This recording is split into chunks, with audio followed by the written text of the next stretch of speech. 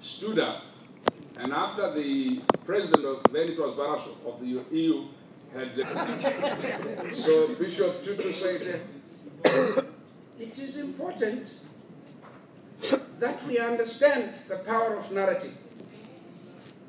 Northern Ireland has been in conflict for a long time. If it was in Africa, they would have said unstable country subject to tribal war. Yes. Russia has had a Chechnyan problem. Spain has had another problem. So he listed them, right? A Basque problem. He said, well, do you know the term ethnic cleansing? Data, authoritarian is a mental state, not a physical or external state.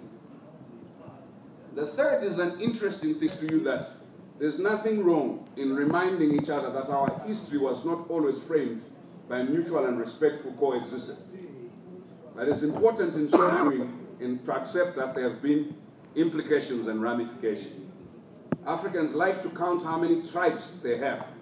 Europe pretends that they have no tribes. But if you've lived in Europe, you know that the Welsh and the Irish and the English and the Scots are different tribes, and they call themselves the United Kingdom.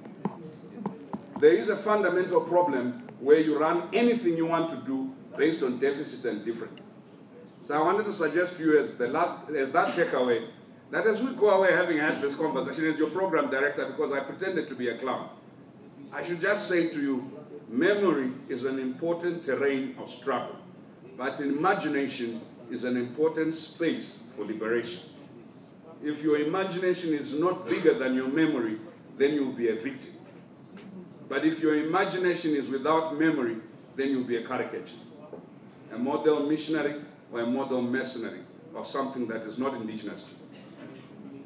The last takeaway I wanted to give you as you go away, having listened to you for the last few days, is a very simple one.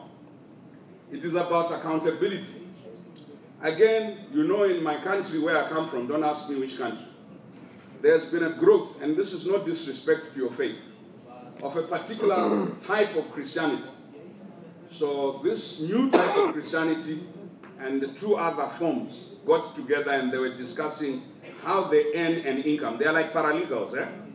They didn't have salaries. So the one, they asked the old man, so how do you earn your salary? He said, every once in a year at Christmas, I give an offertory message and people contribute. After they've contributed, we feed the poor, and from what remains, I'm able to take care of myself because I swore a vow of poverty. Then the other said, well, I'm slightly better. We do it 3 times a year. We still have a large program about building hospitals and schools. But there is always something that we take for administration. And I'm able to fuel my vehicle and also send my children to school. And the other guy said, hey, you guys are not serious. Eh? Huh? So they then all turned to me and said, you, what do you do? I said, me. I go to God. And I said to God, God, your people have given. And I take offering and tithe every day. I say, your people have given, God. So I put everything in a big dish. And I say, God, I'm going to throw this to you. Whatever you want, keep. What comes down is mine.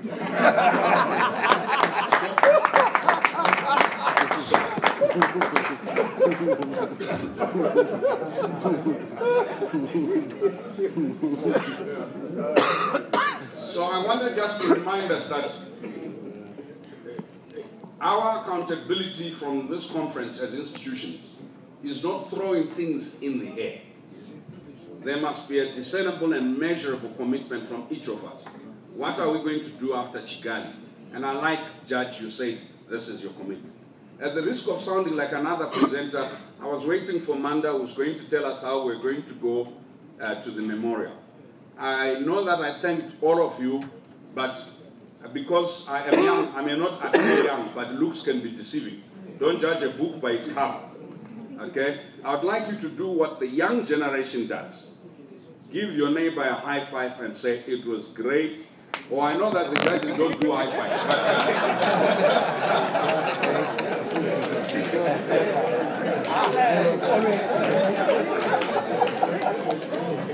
Hi,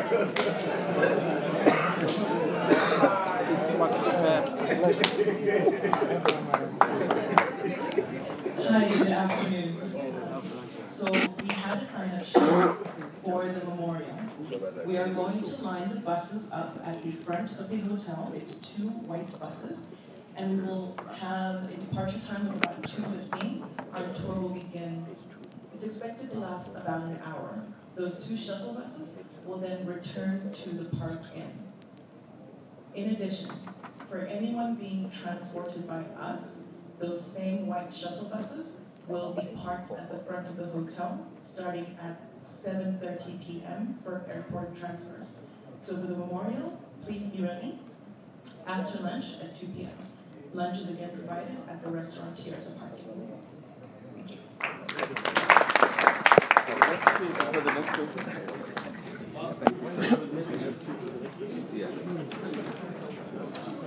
So for the closed session, let's quickly have tea and then come back. I've been closed.